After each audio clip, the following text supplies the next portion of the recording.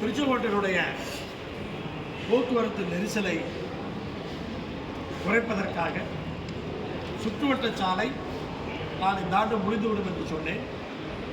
அதே போல் திருச்செங்கோட்டை நோக்கி வருகிற அத்தனை சாலைகளையும் இன்றைக்கு விரிவுபடுத்தி இருக்கிறோம்.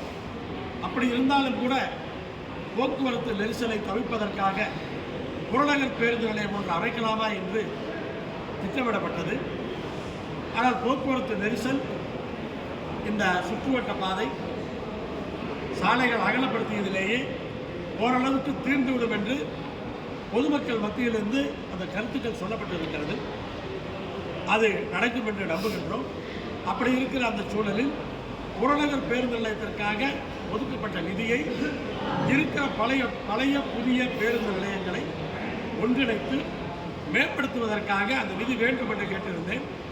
அதை இன்றைக்கு அரசாங்கம் அதற்கான என்னென்ன வேணும் அப்படிங்கிறத பற்றி ஒரு டீட்டெயில்டு ப்ராஜெக்ட் ரிப்போர்ட் கேட்டிருக்காங்க. அதை இன்றைக்கி நகராட்சியிலிருந்து அனுப்பிச்சிருக்காங்க. ஆனால் இருக்கிற பேருந்து நிலையத்தை மேம்படுத்துவதற்கான அந்த முயற்சிகளை செய்யும்.